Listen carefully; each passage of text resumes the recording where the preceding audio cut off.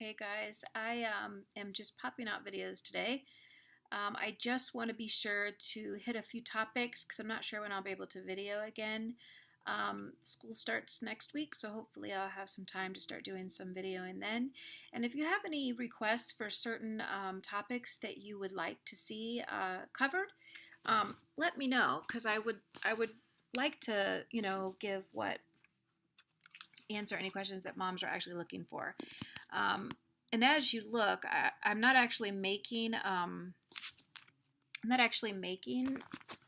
many views, so it's not. I'm not doing this to make money really. I am doing it because I love what I do, and I'm unable to, due to health reasons, work outside the home. So I thought I'm certified and I want to be able to use it, and I want to keep it, and I want to keep the information in my mind and fresh.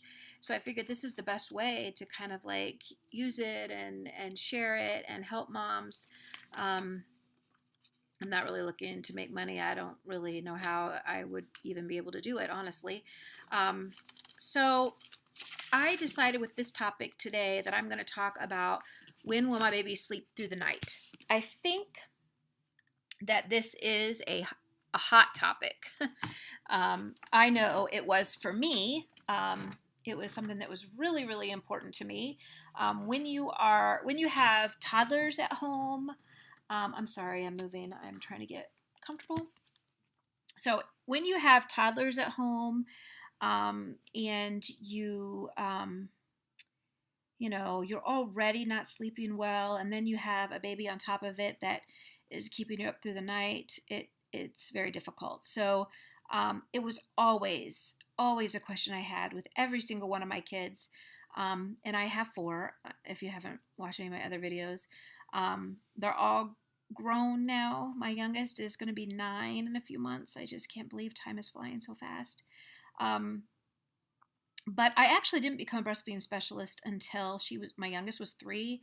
So I've been doing it for about 6 years now, and I really love what I do. And so I just really hope I can help some moms. And that's after seeing my going back to work video and seeing like the response of people watching it in just a week's time. It kind of made me think, there are certain topics that I remember even as a mom thinking about and like Googling every single time I was breastfeeding. And so I decided to start thinking more like that. Like if I were having a baby, if I go back and I were breastfeeding a baby, what were some of the things that I would Google at 11 o'clock at night? So I thought I would touch on a few topics. So my first video that I kind of noticed was the one on going back to work and breastfeeding. And I just put out a 3-part video on engorgement and spitting up and vomiting, and is it normal? And I put the two together sort of for a reason, because in a way they can be related. Now, engorgement in the beginning has nothing to do with spitting up and vomiting, but later on, just having an oversupply. So I just kind of put the two together. I probably could do like 2 videos literally, but I put them together and hopefully they're okay. And I may in time just, redo them. But so this one I'm going to do, and then I'm going to make another one on do I have to, what do I have on me? Do I have to change breasts when feeding, and how long should my baby feed? So I'm going to talk about that as well today. I'm going to make that video. So I'm going to do that. After this one, I'm waiting for some videos to upload, and I'm editing a few things. So I'm hoping I don't want to just sit here doing nothing. So I thought I might as well make a few more videos. So sleeping through the night is typically like a 5 to 6 hour stretch. That's sort of what we're looking for. And when we first bring our baby home from the hospital, we are looking at every 2 to 3 hours you're feeding. So in my case, it was every hour and a half. So typically it's that every 2 to 3 hour mark. So when we can get a 5-hour stretch, we are happy. And that's all we're looking for, really. So just to kind of talk about why it's not realistic in the beginning. When a baby is very small, um, we we don't want to think that a baby can go more than 3 hours because their stomach is very small. And so breast milk only is in their stomach for about 90 minutes. So it doesn't take long. It goes where it needs to go. And so we really want that baby to wake up and feed. Um, we also know that breastfeeding lowers the risk of SIDS. So if the baby is more awake, they're less like, if they're feeding often, they're less likely to go into that deep sleep. And so that's one of the reasons that it lowers SIDS. Um, they're going to continue to wake up at night if their day feedings are inadequate. So you're looking at about 2 months old before they are old enough and their stomach is, big enough to carry them possibly that longer stretch.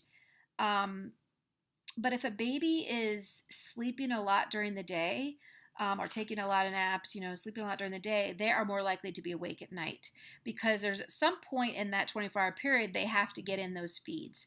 And a baby needs to feed at least 8 to 10 times a day. A newborn, it's up to 12 times a day. So, if they're doing most of that feeding during the day, they're going to be up more at night. So, trying to get more feedings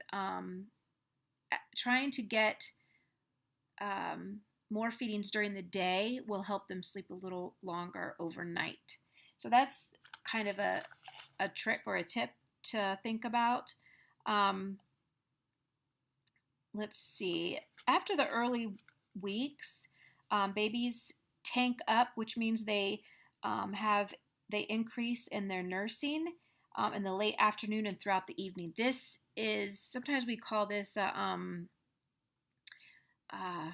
cluster feeding because what I noticed too, like around 3 or 4 in the evening, they start to feed quite often, sometimes right up till about 11 o'clock at night, and then you get that 4 or 5 hour stretch.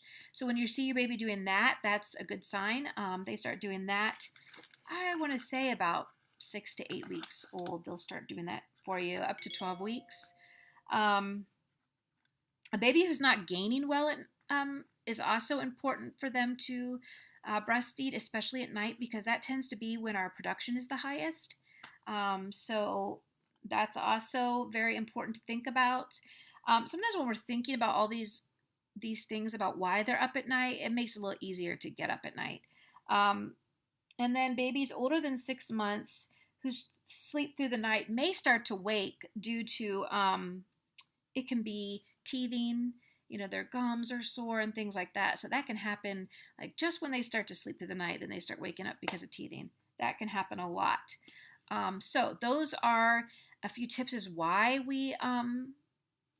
babies are awake and, what we can do to hopefully get them to sleep a little more. So increase feeds more during the day and then you can have more sleeping at night. But expect that it'll be up till about 6 to 8 weeks before a baby will start doing those longer stretches or should start doing longer stretches. Some babies will do it right away, but you really don't want that because of what I mentioned. Their stomachs are small and there is no food in there after 90 minutes. So you really need to feed them. And when they do wake up, they're going to be waking up starving. So try not to let them go too long in those first few, I want to say at least in the first 2 weeks. Then let the baby kind of tell you and show you. If a baby is just the most important point, if you don't get any other point out of it, is a baby should feed at least 8 times a day.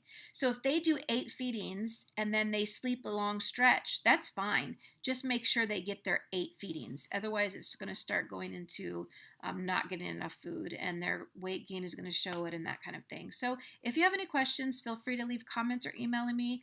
And hopefully that answers a little bit the basic, when will they sleep through the night and what can I do to help them sleep through the night. Hopefully that answers those questions. And I hope it is something that will help you if you're searching for that, answer. All right, you guys have a great day or night or weekend, whatever it is for you.